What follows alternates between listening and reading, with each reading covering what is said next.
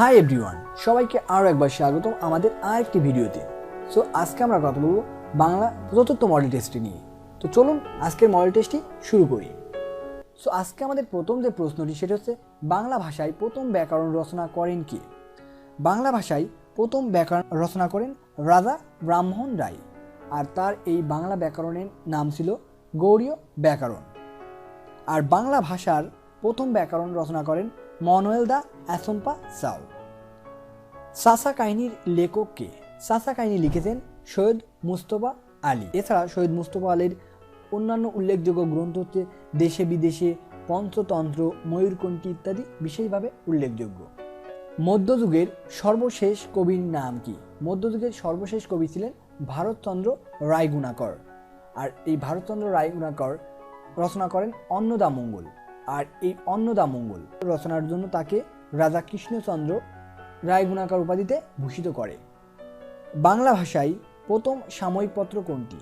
বাংলা ভাষায় প্রথম সাময়িক পত্র হচ্ছে দিগদর্শন, যেটি জন ক্লার্ক মার্শম্যান 1818 সালে প্রকাশিত করে।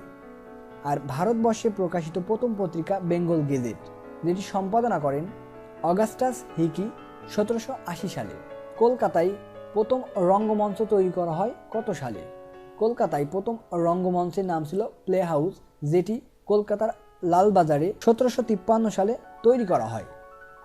বাংলা সাহিত্যের প্রথম মুসলিম উপন্যাসিকের নাম কি? বাংলা সাহিত্যের প্রথম মুসলিম উপন্যাসিকের নাম হচ্ছে মীর মোশাররফ হোসেন, আর তার রচিত উপন্যাস হচ্ছে রত্নাবতী। এছাড়া তার একমাত্র গদ্য মহাকাব্য হচ্ছে বিষাদ সিন্ধু। লৌকিক কাহিনীর প্রথম রচয়িতা কে? লৌকিক কাহিনীর প্রথম রচয়িতা হচ্ছে দৌলত কাজী। আর দৌলত কাজী গ্রন্থের নাম হচ্ছে সতী ময়না লোর চন্দ্রিনী। দৌলত কাজী 1600 শতকের কাব্যটির কাজ শুরু করলেও শেষ করে যেতে পারেনি। তার মৃত্যুর পরে কাজটি সমাপ্ত করে কবি আলাওল।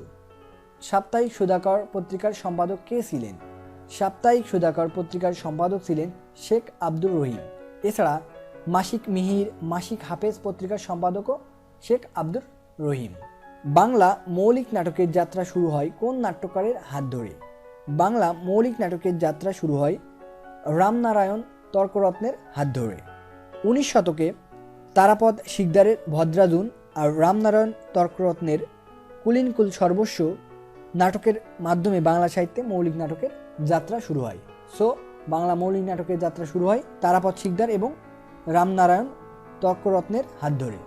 সো আজকে আমাদের সর্বশেষ যে প্রশ্নটি সেটা হচ্ছে, ঠকসাসা চরিত্রটি কোন উপন্যাসের?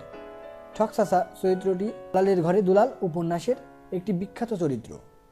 আর আলালের ঘরে দুলাল উপন্যাসটি রচনা করেছেন প্যারিসাদ মিত্র। সো এই ছিল আজকে আমাদের বাংলা রিলেটেড আর একটি নতুন মডেল টেস্ট। সো আশা করি আমাদের এই মডেল টেস্ট আপনাদের একটু হলেও উপকারে আসবে। সো যারা এখনও আমাদের চ্যানেলটি সাবস্ক্রাইব করেনি তারা অবশ্যই আমাদের চ্যানেলটি সাবস্ক্রাইব করবেন, আমাদের ভিডিওতে লাইক কমেন্ট শেয়ার করবেন। আপনাদের একটি সামান্য সহযোগিতা আমাদের আরও নতুন নতুন ভিডিও তৈরিতে সহায়তা করবে। তো সবাই ভালো থাকবেন, ধন্যবাদ।